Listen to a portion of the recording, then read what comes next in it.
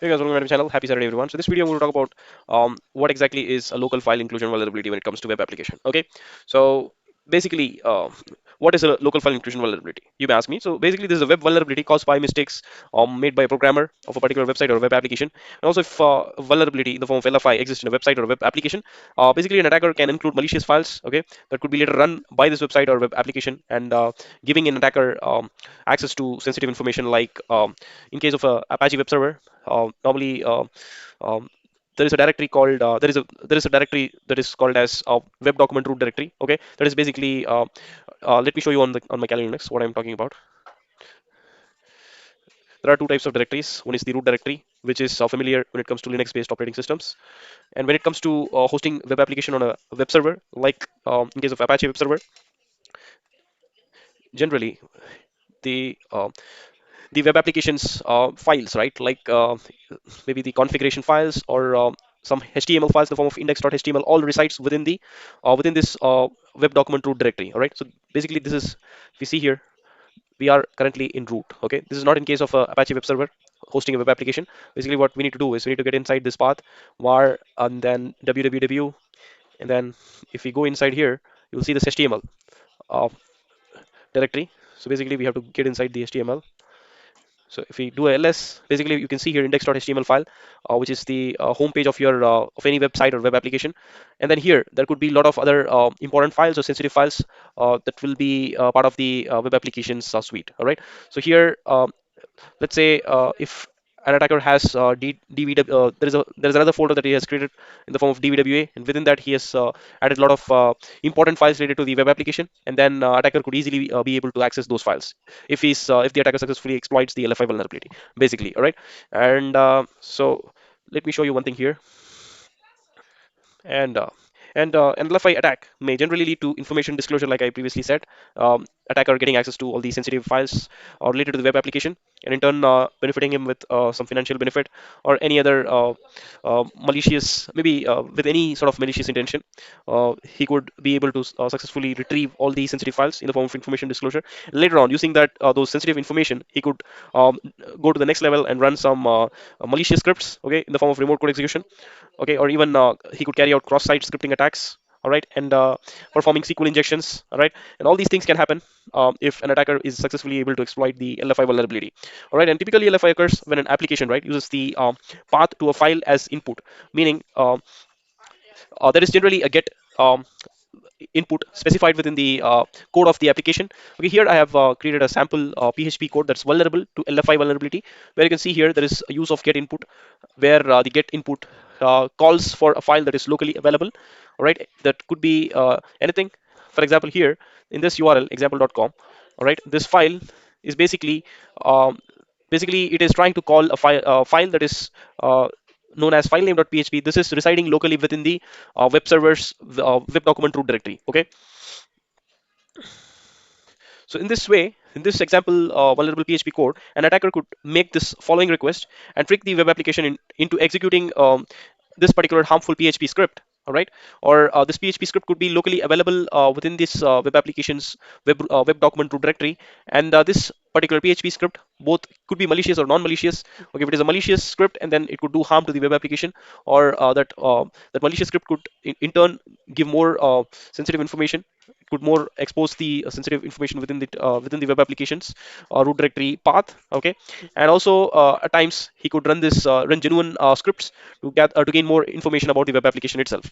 So there are two possibilities here. Okay, where an attacker could trick the web application in executing a PHP script. Okay, and also he could even upload a malicious script within the same location. All right, so let me quickly give another example how an attacker could upload a malicious script here. So let's consider example.com as an example URL. I'm going to put in a question mark, which is generally, which means start of a query string or start of a parameter, basically. Okay. So if I want to talk about this, in this URL, basically, this is the domain here. Okay. Basically, a question mark denotes the start of a parameter or query string.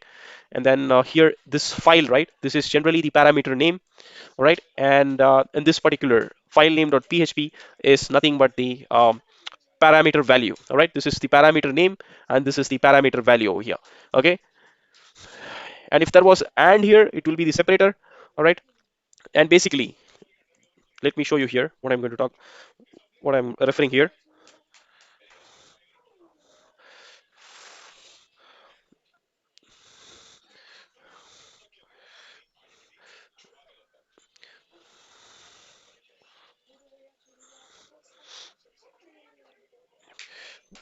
So see here, guys. So this is the this particular here is the I mean this particular here after the parameter name. Okay, this is the resource path basically, right? The resource path means the path of the resource. Okay, meaning the parameter value, right? Evil.php, where it is exactly located is specifying the path of the resource. All right, this particular thing is the resource path, and basically what I did here is this is called as directory traversal basically. All right, let me exactly show you. Okay, what exactly a directory traversal is. Okay, so directory traversal generally means moving forwards and backwards to get into I mean a destination directory. Okay, in such a way that we get into the desired directory to get access to where an attacker could use this method, the directory traversal method, to get access to unauthorized locations, all right, in the form of etc directory. Okay, within the etc directory, he could fetch in more sensitive files in the form of passwd as well as shadow files, all right, and so basically we are trying to go one directory forward and two directory forward using this switch over here. All right, I will explain you more in detail as I move forward in this video. Basically, I'm trying to see whether my recorder is. Basically, in this example here, the file uploaded, right? This evil.php. This is currently being uploaded by the attacker. Okay, where the application will include and execute this script, and then that would allow an attacker steal more sensitive data after running this PHP code. All right, it may expose more sensitive information on the web server. Okay, and so this is the worst case scenario, guys. So an attacker does not always have the ability to upload any malicious file directly to the application. Even if they did, there is no guarantee that the application will save the file on the same server where the LFI vulnerability exists. Even then, the attacker would still need to know the disk path to the to the uploaded file. Basically, where this evil.php goes and resides or saves within the disk, an attacker should know that should know that exact path. Okay. And again, like I said, even without the ability to upload and execute the code, a local file inclusion vulnerability can still be very dangerous, guys. Okay, so an attacker can still perform a directory traversal using the LFI vulnerability as I have showed you here. Okay, for example, let's say if the attacker, all right, if he needs to access or if he wants to know the list of users present within the web server, what he'd be doing is, okay, so firstly, let me explain you what exactly the directory traversal is in a more detailed sense. All right, so here me minimize. Okay, so here I have created this file structure. Okay, when it comes to Linux based operating systems, this particular thing here is your root directory. All right, and so let's say um, when it comes to web root web document root directory within a web server, basically it will be the var www html. These are the three conventional things here. Okay, like I showed you in my Kali Linux virtual machine, how the directory looks like. By default, all the files within a web server will get saved within this HTML folder or HTML directory present within var and then www. Okay, but however, when it comes to your normal Linux-based operating system, by default you will be at root directory. All right, and when it comes to web application, so basically, if I just want to clear this up, if I go to so basically, if I want to move one directory backwards, or this is called as backtracking. Okay, I would be putting cd space dot dot. All right, so this is called as the directory traversal, guys. All right, basically moving backwards or forwards, okay, by using the switch dot dot forward slash. Basically this you are doing within the operating system itself, but however when it comes to url, you will be specifying dot dot back forward slash. Basically it's like you are moving one step backwards from the directory you would be within the url. All right, so this applies only for the url, guys. Dot dot forward slash. All right, so that is called as directory traversal. For example, let's say the developer has created a folder dvwa. All right, so basically if I do a normal search, google search, to see more what are the most common parameters to test LFI vulnerability on a web application or website or web url is all these things. Okay, cat question mark cat is equal to question mark dir is equal to question mark action is equal to, and even question mark file is equal to is a parameter that you can use for searching if the web application is susceptible to LFI vulnerability or not. So here I have showed you file is equal to as an example to detect LFI vulnerability, okay, on my document here that I have created. So I'll be using the same parameter, okay. So this file is the parameter name, all right. And like I was telling, let's say here this particular file, we know that it is present within, let's say the developer, the web application developer has created another folder within the HTML directory, okay, in the name of dvwa, all right. This we know that the file this file I mean this file path is this, or this parameter name is currently residing within this dbwa folder, all right. But however, now if the attacker wants to get into the etc directory to view this pass wd file or shadow file, he needs to go backwards, all right. And obviously as an attacker who is not the exact web developer, he would not know where exactly he's currently on the search basically, all right. So what he needs to do is he needs to keep specifying the parameters. Let's imagine if the web developer has created the dbwa folder, and within that this file is residing, as in, let's say, I'm just going to specify here, guys. So guys, here, let's say if the attacker wants to get inside the etc pass wd directory, okay, firstly he needs to get into that root directory, okay. So here, like I've showed you here, let's assume the developer has created dbwa folder, but firstly to access the passwd and shadow file, he needs to get into this root directory first, and then he needs to go to etc folder.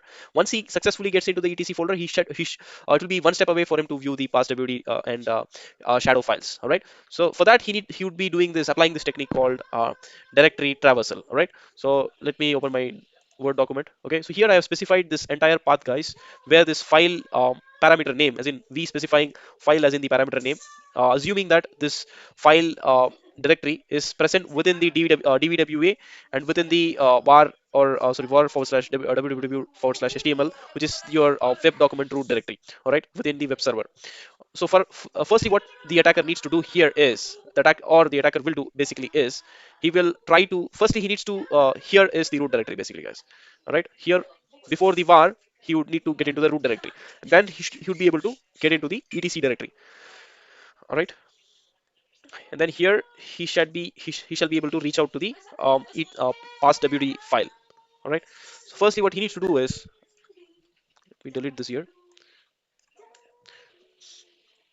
right. Here what I'm going to do is I'm just going to put etc forward slash pass wd, all right. And firstly, let's imagine he is in this file directory here. Firstly what he needs to do is he needs to go backwards, backtracking to dbwa folder, and then again he has to then backtrack and go to html folder, and then again he has to go to he has to do the backtracking and go to www folder, and then again he needs to reach out to var, and then finally he will go to root, and then he will finally reach out to etc password. For that, what he needs to do from here is, for here first he needs to do forward slash sorry, dot forward slash, and then he has gone to dbwa, then another one he needs to do, and then he will jump into html, and then another one he will reach out to www, and then another one traversal he will reach out to var, and then finally automatically he will reach out to root, and then he shall be able to access the etc directory. And within, once he reaches out to etc directory, he will be able to access or retrieve the passwd file, which is the most sensitive file that contains the list of users. Or even he can once he reaches etc directory, he can also view the shadow file, which is nothing but the hash passwords file, okay, which is present within the shadow file, all right. And then he could use other tools to decrypt the hash passwords, all right. And that's how he will be able to even uh, I mean exploit, or even he could get access to the web server itself using these sensitive information that present, I mean, that contains the credentials in the form of usernames and passwords, all right. So this is the example of what exactly directory traversal is and how it is used on a url to find LFI vulnerabilities or to exploit LFI vulnerabilities, all right. So this is what I wanted to show basically by giving you a live example.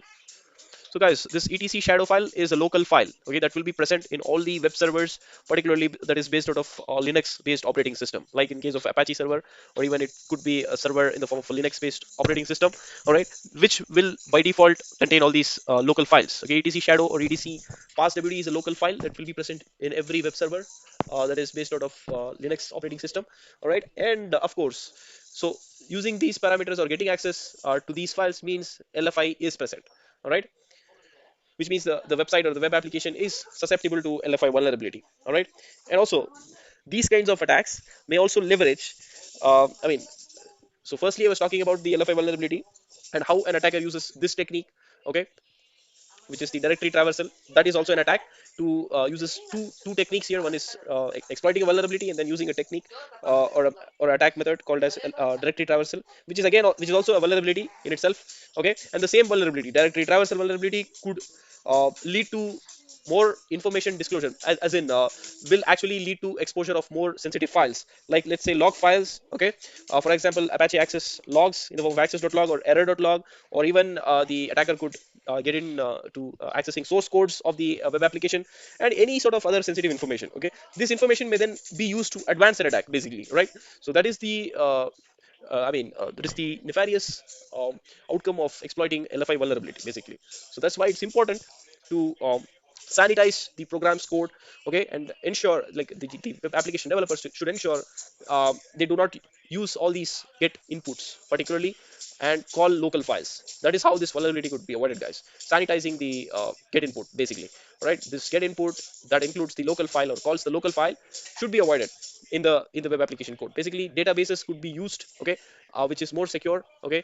And if there is a need to call a file, basically the developers should use make use of the databases, okay, to call any sort of local files, right? So that's how LFI vulnerabilities could be avoided. And there are a lot of other ways also, like how the developers could avoid LFI vulnerabilities within the web application or website's code, okay.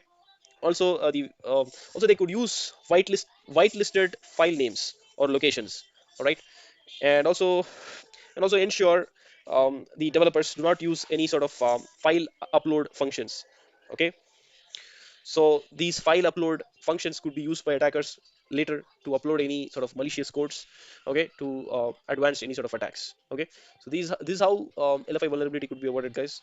Like, since I'm not a web developer, I could not show you those in more live sense. Okay, so the intention of this video was to give you a brief idea about what exactly the LFI vulnerability is and how it is exploited by attackers, and how web developers could be cautious before they actually develop the application and send to the production. All right. So all these sanity checks could be carried out. And if you found this video helpful, guys, please hit the support button and don't forget to subscribe my channel for more useful technical content like this with regards to cybersecurity. We'll meet in the next video. Until then, stay safe, cheers, tada.